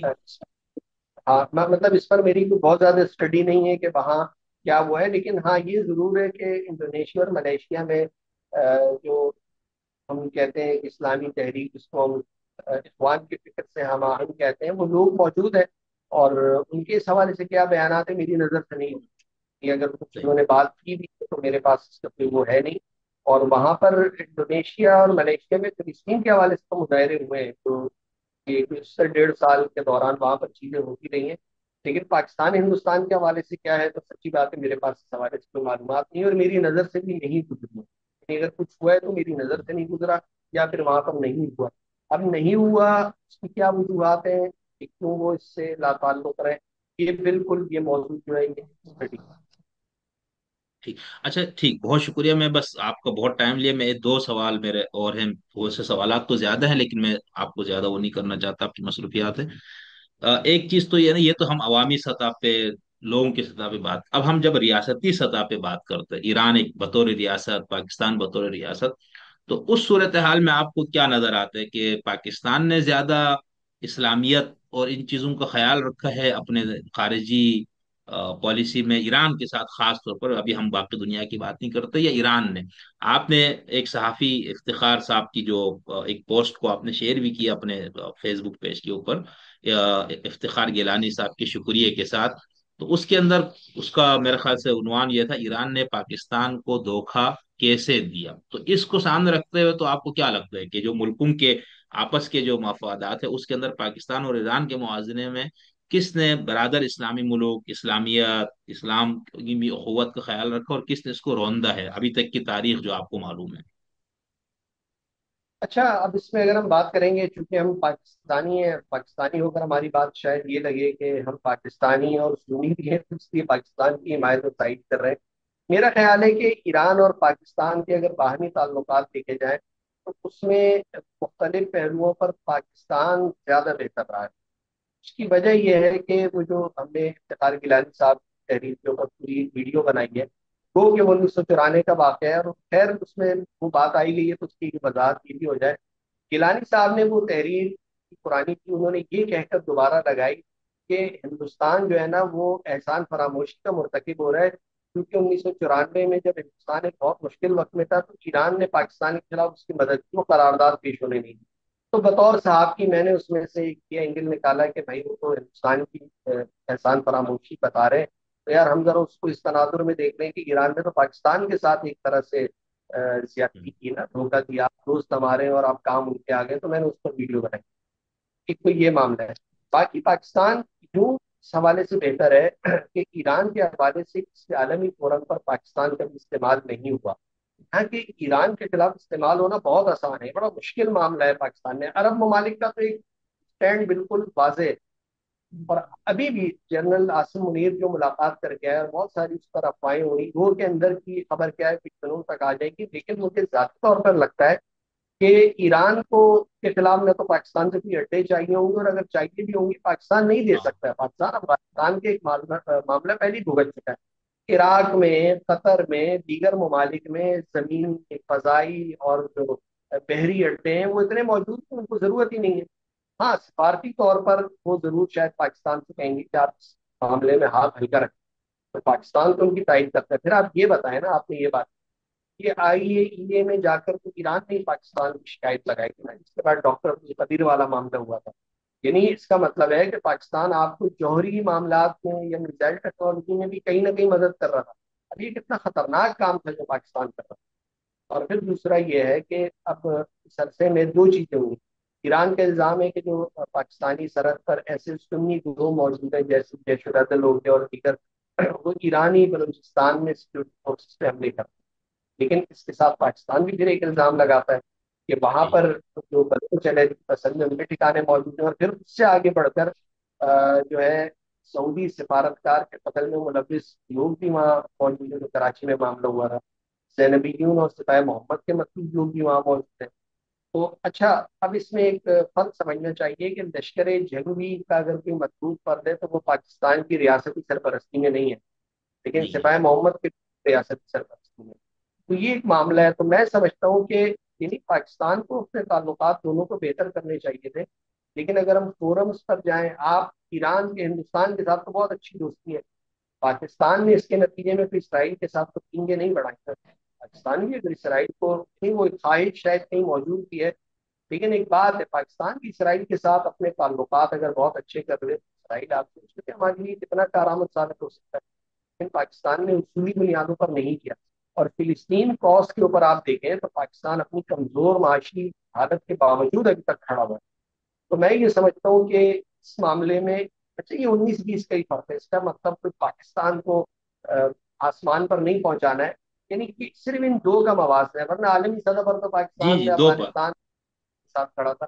तो इन दो का जब हम मवाजना करते हैं तो पाकिस्तान यूं कदरे बेहतर नजर आता है कि पाकिस्तान ने किसी जो इस्लामी मुल्क है उसमें प्रॉक्सीज पर तवज्जो नहीं। यानी जो इस्लामी दुनिया में प्रॉक्सीज खड़ी हुई, तो जंग, ईरान और सऊदी अरब ने बुनियादी तौर पर आपस में लड़ी ना। तो इसमें हमारी रियासत की सतह पे शमूलियत नहीं। ठीक है, जैनबिय्यून में पाकिस्तानियों की एक बड़ी तादाद थी, लेकिन उनको कोई हुकूमत पाकिस्तान को नहीं भेजती, वो अपने तौर पर जाते थे और एक शिया नजरिए के साथ मुंसलिक थे। तो मैं पाकिस्तान को ईरान से एक दो दर्जे बेहतर समझता हूँ, आपसी ताल्लुकात के हवाले से बात करूँ। आपस के अंदर। और पाकिस्तान अमूल दायरा करता है बहुत सारी चीजों में ईरान के हवाले से। लेकिन सर, जैसे अभी आपने अफगानिस्तान वाली मिसाल दी, उसमें रियासत पाकिस्तान ने अमेरिका की साथ दिया एक मुसलमान या इस्लामी मुल्क पर हमला करने में, और उसके इत्तेहादी बन गया, और उसके नताइज बाद में आए। तो अगर इस वक्त मिसाल के तौर पर ये भी जहन में रख कर के पाकिस्तान एक सुन्नी अक्सरियती मुल्क है, यहाँ पर देवबंद की पहले ही मुसल्लह तंजीमें मौजूद थी फिरक़ों के नाम पर, उसके बावजूद पाकिस्तान ने ये कदम उठाया और बहुत ज्यादा उस तरह का रद्द अमल नहीं आया मुल्क के अंदर से। बट ठीक है, हो गया, वो आमिर उस वक्त मुसल्लत था, मुशर्रफ। इस वक्त अगर अगर मैं कह रहा हूँ ईरान के मामले में पाकिस्तान फिर अमेरिका के साथ खड़ा हो जाए,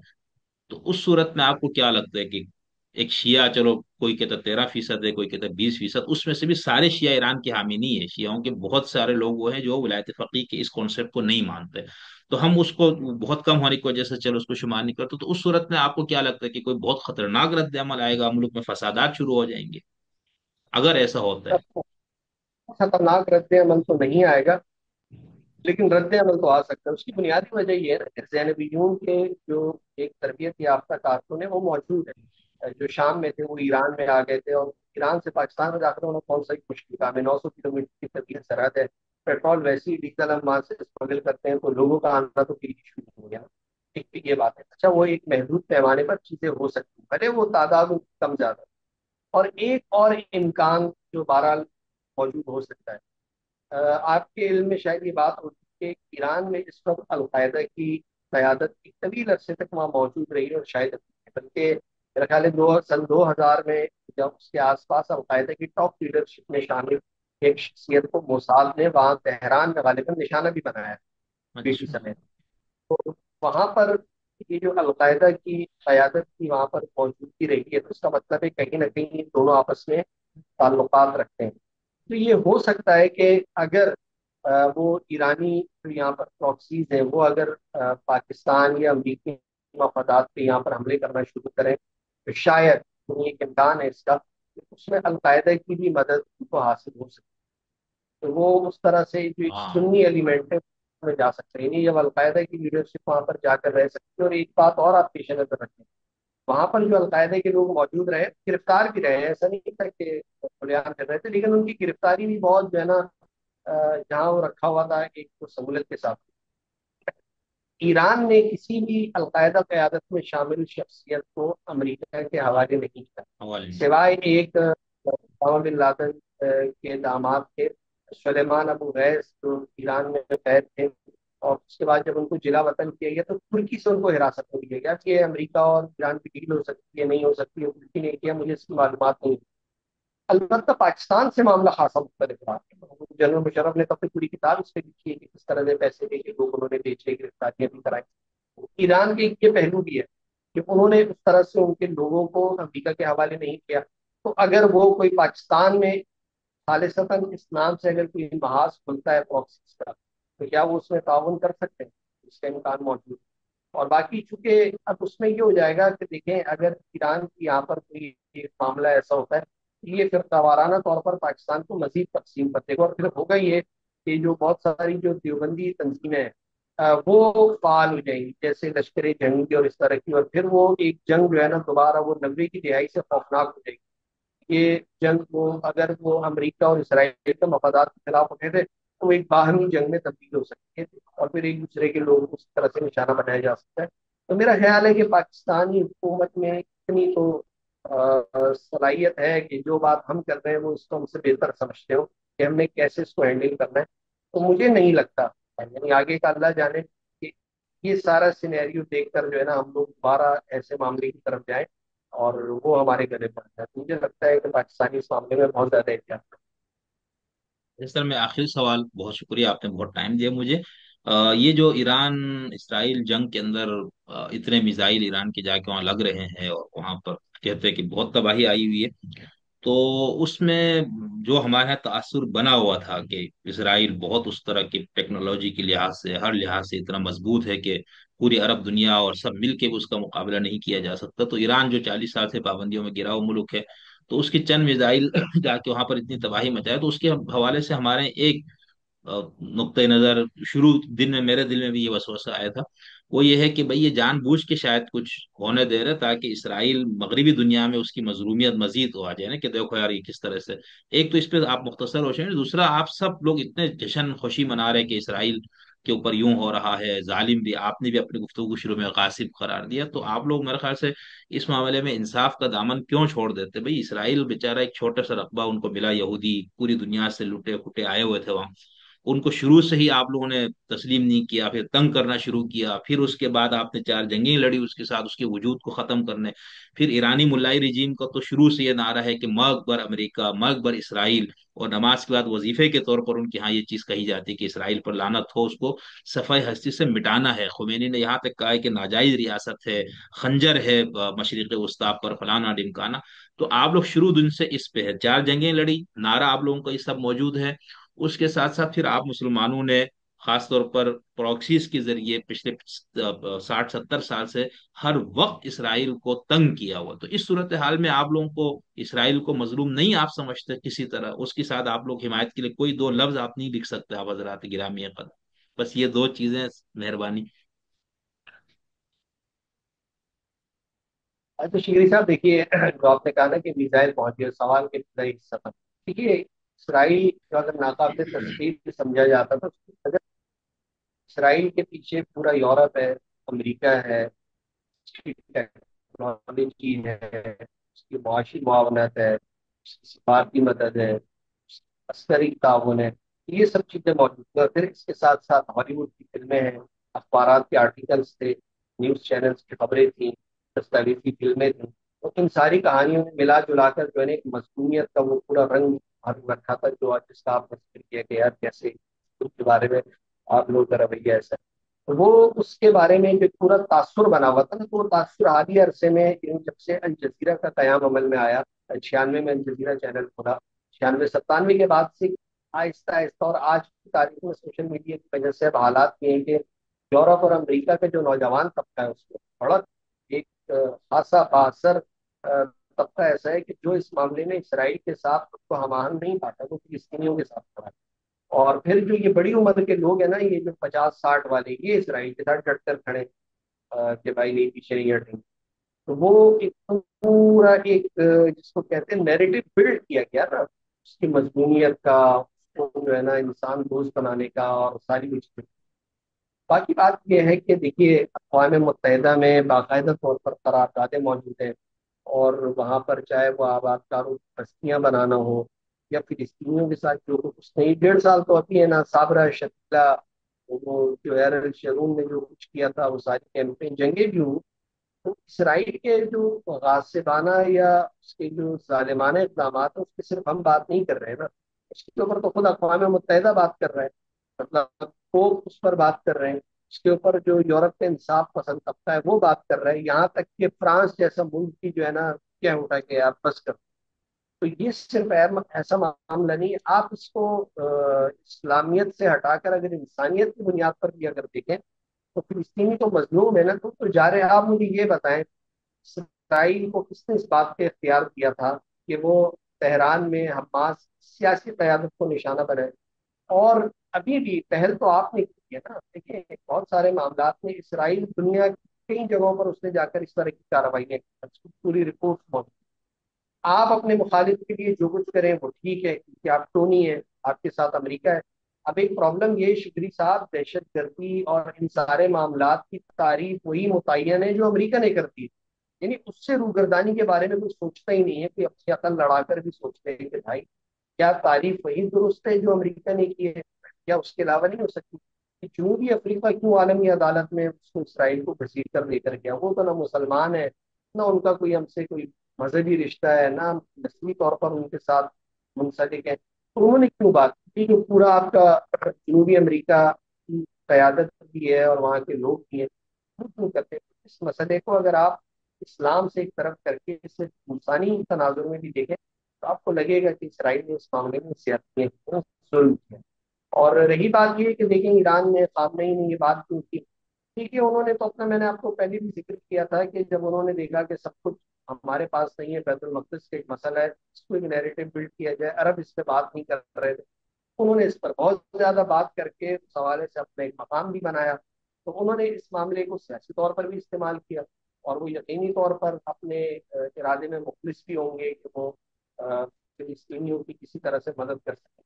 پراکسیز کی جہاں تک بات کی، پراکسیز سچی بات یہ ہے کہ اسرائیل کے لیے تو چلیں خطرہ تھی، لیکن اس سے زیادہ تو مسلم خطوں کے لیے انہوں نے مسائل کھڑے کیے ہے نا۔ یعنی آج اگر آپ شامیوں سے جا کر پوچھیں تو ان کے نزدیک حزب اللہ یا ایران ایک ولن کے طور پہ موجود ہے کہ جو بشار الاسد کی حمایت کر رہی ہے، اور اس میں بشار الاسد کا معاملہ یہ ہے، ایران کو خود سمجھنا چاہیے تھا کہ ایک عامر، آپ عرب دنیا میں تو بادشاہتوں اور آمریتوں کے خلاف بات کرتے ہیں، لیکن اگر آپ کا اتحادی ہے تو ٹھیک ہے، تو وہ اس معاملے میں کتنے لاکھوں شامی مارے گئے، 54 سال سے باپ بیٹا اقتدار میں، اور آپ ان کی جو ہے نا حمایت میں مسلسل کھڑے ہوئے، یہ یعنی ایک معاملہ ایسا تھا کہ اس پہ ایران کو کم از کم حمایت نہیں کرنی چاہیے۔ پھر اگر وہ ایران اس تبدیلی کے حوالے سے اس زمانے میں عرب بہار، تو ایسا تو نہیں تھا کہ ٹھیک ہے عرب بہار کو کسی نے بعد میں استعمال کی ہوئی ایک الگ بات، لیکن مجموعی طور پر تو وہ قوانی تحریک، یعنی وہ ملوک اور آمریت کے خلاف جو ایک گھٹن پیدا ہوئی تھی اس کے خلاف ایک اظہار تھا، تو اس میں جو ہے نا پھر وہ غلطی بھی ایران سے پھر آج کی تاریخ میں دیکھیں ایران شام سے بھی نکلا، اور پورے خطے میں اس کا جو اثر و رسوخ ہے وہ میں سمجھتا ہوں کہ آج اپنی کمزور ترین سطح پر ہے، بلکہ نہ ہونے کے برابر رہ گیا، اور اب نہ تو ہونے صورتحال یہ ہے کہ خود جو ولایت فقیہ کا نظام ہے اس کو ایران میں مشکلات پیدا ہوں گی اگر ایران، اللہ کرے ہماری تو دعا ہے کہ اس سے شروع ہو جائے کہ پاکستان کے بھی مفاد میں یہی ہے، اور لیکن اگر اس کو نقصان پہنچتا ہے تو خود کو پھر انقلاب جو ہے وہ پہلوی صاحب کا صاحبزادہ ہے وہ تو تیار بیٹھا ہوا ہے کہ کس طرح سے، اس نے تو بولا ہے میں نے تو آگے کی تیاری کر دی ہے کہ کون وزیر خارجہ ہوگا، کون داخلہ ہوگا، کیا پالیسی اچھا ہوگی، اعلان کیے؟ تو یہ مسائل ہے۔ ہاں انہوں نے تو باقاعدہ اعلان کیا ہے کہ ہم نے جو ہے نا جو رجیم چینج ہونا چاہیے، لوگ کھڑے ہو، تو ہم نے تو پورا ایک اسٹرکچر اپنا تیار کیا ہوا ہے کہ ہم حکومت کیسے چلائیں گے، ہماری پالیسی کیا ہوگی، اور کون کون لوگ ہوں گے جو ہم نومینیٹ کریں گے، تو اس حد کی بات کر چکے کہیں یہ نہ ہو کہ اسٹرکچر خان صاحب والا، انہوں نے 22 سال سے اعلان کیا ہوا تھا کہ میں نے سب ماہرین کی ٹیم بنائی ہوئی ہے، جب حکومت میں آئے تو خیر یہ تو ایک ذرائع تفنن ہے۔ اچھا اس میں آپ یعنی کسی لحاظ سے انسانی بنیاد پہ بھی آپ کے دل میں اسرائیلی ریاست اور وہاں کے رہنے والے بیچارے یہودیوں کے لیے کوئی ہمدردی نہیں ہے آپ کے دل میں؟ آپ سے مراد جو بھی اس نیریٹو کے حامل ہے؟ ڈگری صاحب ایک بات سے جا رہے اور ظالم کیسے حمایت کیا، اور خصوصاً جو حالیہ 1.5 سال میں آپ نے یعنی جان بوجھ کر وہ تباہی پھیلائی کہ جو آپ پتہ تھا کہ یہاں پر بچے اور دوست ہیں، کتنا سا تو غصہ ہے، یہ تو کتنا آپ لوگوں بڑا۔ نے حملہ کیا نا سر، آپ نے حملہ کیا تو انہوں نے اب جیسے ٹی ٹی پی آپ پہ حملہ کرتی ہے تو آپ لوگ کاروائی کرتے ہیں نا ان کے صفحہ حیثیت سے مٹانے کے لیے، سارے آپ نے ان کے بچے بھی مار دیے، عورتوں کو بھی بیوہ کیا نا، تو اس طرح نہیں کرے نا۔ ریاستیں تو ایسی ہی کرتی ہے نا، تو اسرائیل اپنے طور پر وہ اپنی جگہ پر کھڑا ہے، لیکن مسئلہ یہ کہ یہ ایک حملہ نہیں تھا نا، یہ ایک تسلسل ہے پورا جو 47 48 سے جو ہے نا آج تک ہو جاری، اور اس کو میں نے پھر کہا نا انسانی مسئلے کے طور پر، میں ہم یہ تو مقصد نہیں ہے کہ میں نے یہودی کا بچہ کھڑا کرنا ہے اور اگر وہ قتل ہو رہا ہوگا کسی بم دھماکے میں تو میں بڑی خوشیاں مناؤں گا، ہاں نہیں نہیں مسئلہ بالکل یہ ایسا نہیں ہو سکتا۔ اس کی جو آپشن ہے، یہ راستہ جو معاملات یہاں تک پہنچائے اسرائیل میں خود پہنچائے، یعنی آپ ایک معاملے کو اس نہج پر لے کر گئے ہو، اور چلے جی انہوں نے حملہ کر دیا، حماس نے آپ کے 1000 1200 لوگ مار دیے یا 200 250 لوگ 300 لوگ اغوا کر دیے، تو آپ مجھے یہ بتائیں نا کہ رد عمل کتنا ہوگا؟ ایک اسرائیل ریاست ہے، حماس ایک تنظیم ہے، ریاست کے پیچھے کون ہے؟ پوری دنیا کے جدید ادارے، ممالک، استخباراتی اداروں کی معاونت، ٹیکنالوجی، معیشت، سب کچھ ہے۔ اب یہ ایسا ہے کہ فیض اللہ خان کا اس جدید میں ایک بہت کمزور آدمی جو بیچارہ شاید گارڈ ہے یا چوکیدار ہے، اس سے کسی معاملے میں جھگڑا ہو جاتا ہے، اور ایک لمحے کو میں یہ مان لیتا ہوں کہ گارڈ نے ذرا بدتمیزی زیادہ کر دی، اس کو یہ نہیں کرنا چاہیے۔ اب مجھے یہ بتائیں مجھے اس کے جواب میں کون سے راستے اختیار کریں؟ جتنی میری طاقت اور حیبت ہے تو میں اسی حساب سے वो इजहार करूंगा जो इंसानियत के पैराए के अंदर हो। यानी ये हम उस बुनियाद पे बात कर रहे हैं कि जो आपने तो पूरा गज्जा अलियमेट कर दिया। आप तो ये कहते हैं आपकी टेक्नोलॉजी जमीन के अंदर झांकने और सैयारों से ऊपर देखने की सलाहियत रखती है, तो फिर आप 200 जो कैदी थे उनको आप तलाश नहीं कर सके, आज दिन तक नहीं कर सके, आपने सब बर्बाद कर दिया, आपने बच्चे बूढ़े सब मार दिए। ये तो ये है। वो आपको याद है सन 2000 में जो एक फिलिस्तीनी शहरी था, उसकी एक बच्चे के साथ तस्वीर बहुत वायरल हुई सन 2000 2001 में, तो फायरिंग के दौरान वो बच्चा जो है शहीद हो जाता है। कि बच्चों को निशाना बनाना, ताक ताक कर निशाना बनाना, ये इन्होंने पिछले सरसे में करके दिखाया। ये चाहे हॉस्पिटल, मतलब इसराइल हॉस्पिटल को निशाना बनाते ही कौन सी इंसान। ये अगेन हम जिस बुनियाद पे बात कर रहे हैं कि आपके पास सब कुछ है, सारी मालूमात है, उसके बावजूद आप जानबूझ कर ये कर रहे हैं। इसको जो है ना कटहरे में बजाय इसके कि हम मजलूम को खड़ा करें, हमें जालिम को खड़ा करके उससे सवाल करना चाहिए। और जालिम को कटहरे में खड़ा करना, उससे सवाल पूछना एक मुश्किल काम है। चाहे जालिम पाकिस्तान का हो, ईरान का हो या इसराइल का हो, ये बड़ा मुश्किल होता है, ये आसान मामला बहुत नहीं है। हाँ, मजलूम बहुत को आप मुश्किल। बहुत कम, मजलूम भी हो और कमजोर भी हो या कमजोर हो, उसको दबाना, बातें सुनाना, ये नहीं। आप देखें ना, एक छोटी सी मिसाल है। मैं रास्ते में बाइक या गाड़ी चला रहा होता हूँ, तो मुझे अगर कोई बड़ी गाड़ी ओवरटेक करती है, डाला शाला, वो यानी गलत ओवरटेक भी करता है या रास्ता मांगता है, मैं दे ही देता हूँ कि यार ये क्या, मैं इसको करूँ। लेकिन रिक्शे वाला और बाइक वाला ऐसा करेगा तो मेरा रद्द बड़ा खराब होता है, मैं उसको चार बातें भी सुनाता हूँ। तो भाई दुनिया का उसूल भी इसी तरह से, ये महज़ब दुनिया नहीं है, ये जिसकी लाठी उसकी भैंस वाली दुनिया है। तो ये मेरा जो गिला शिकवा सिर्फ इतना सा है कि आप, हाँ, ये आखिरी गिला इतना सहे पे हाँ बात कट गई। आपको तो तार कट गई है हमारे, तो अभी ये वाले मसाइल ही तो हल नहीं हुए ना। तो खैर हम इसका बस ये आप एंड में इस पर इख्त- करूंगा। जो ये दुनिया का एक दावा है ना कि वो महज़ब है, वो तहजीब याफ्ता है, वो इंसानियत रखती है, वो इंसाफ मसावात बराबरी की बातें करती है, बराए मेहरबानी ये बातें करना छोड़ दें। आप उसी तरह के जालिम हैं जैसे जो है ना 1000 साल पहले का इंसान होता था, जिसको आप वहशी जानते थे, हजारों साल पहले आप भी वहशी हैं। हाँ, अब आप समझदार वहशी हैं, जिसने अपने ऊपर इतने लिबादे ओढ़े हुए हैं कि वो बंदा उसको जब जब तक उतार के असल उस तक पहुंचता है, वो उसकी तबई उम्र पूरी हो चुकी होती है। तो आप जालिम हैं, आप इसको तस्लीम करें, वह लिबादे ना ओढ़ें। ये जो इदारे बैठ कर जहाँ जुल्म करते हैं, जहाँ वो अक़वाम मुत्तहिदा की पाबंदियों से इराक में 10 लाख बच्चे जो है ना जहाँ भाग हो जाते हैं, तो ये असल मौजूआत हैं। जो जालिम है वो इस पे बात किया करे तो ये लेकिन ज्यादा इसमें जरूरी है। लेकिन फैजल साहब, इसमें आपसे मुराद यानी जो भी इस नैरेटिव के पर है कि इसराइल गासिब है, जालिम है, सब कुछ है, तो आप लोगों का बुनियादी मौकफ क्या है कि इसराइल का वहां पर वजूद में आना ही नहीं चाहिए था, और आ गया तो उसको सफाई हस्ती से मिटाना है, या जिन हदूद में उसको वहां बसाया गया तो उसको उसी हदूद में रखा जाए, तो फिर आप लोगों को मसला नहीं है? ये क्या है इसमें आप लोगों का मौकफ? देखिए मैं जाती तौर पर, खैर हमारे मौक़िफ़ की क्या हैसियत होगी, लेकिन मैं जाती तौर पर ये राय रखता हूँ कि यहूद का वहाँ पर कोई हक नहीं है। फिलिस्तीन बिलाद शाम का हिस्सा है और ये मुकम्मल तौर पर, हाँ, ये वहाँ पर रह सकते हैं जैसे शहरी के तौर पर? शहरी के तौर पर बिल्कुल रह सकते हैं। ये नहीं है कि इनको वो अब आ गए तो अब जाहिर सी बातें रहे, लेकिन लेकिन आप कह रहे ये हैं जो रियासत फिलिस्तीन बना के नहीं? रियासत बना करनी अलग हैसियत में, ये मेरी राय है। हाँ, शहरी के तौर पर रह सकते हैं। और मैं नहीं समझता कि इनको निकालना चाहिए। वो भी वही वाली बात आ गई कि उनमें औरतें हैं, बच्चे हैं और उस और वही हाँ, शहरी हैं। सही, और उस बुनियाद पे आपको अगर मौका मिलता है तो आप उसको हर तरह का नुकसान पहुंचाने में दरेग नहीं करेंगे ना? क्योंकि वो नाजायज है, उसको वहाँ होना ही नहीं चाहिए रियासत को, ऐसा ही है? बिल्कुल जाहिर सी बात है, एक वो गासिब है, जारे के तौर पर मौजूद है, तो उसका इलाज ये तो नहीं है कि आप एहतजाजी मुजाहरे करके और उसकी मिन्नतें करके वो करेंगे। ऐसा होना होता तो पिछले 70 80 साल में हो चुका होता। तो वो गासिब जिस चीज़ की जबान समझते हैं, जंग कोई सवाल इसलिए की कोई बुरी चीज़ भी नहीं है, और मजबूरी होती है बात, जंग पसंदीदा नहीं है, और बात चीज़ों में मजबूरी है। तो मजबूरी। इसराइल के मामले में कुछ ऐसे ही। थैंक यू सर, बहुत शुक्रिया, आपने मुझे बहुत टाइम दिया। और आप, मेरे ख्याल से आप जूम वगैरह पे वैसे इंटरव्यू या इस तरह का नहीं देते, लेकिन हमारी मोहब्बत में आपने ये कड़वा घोंट पिया, इसके लिए तो मैं आपका बहुत डबल शुक्रिया। Thank you. मेहरबानी।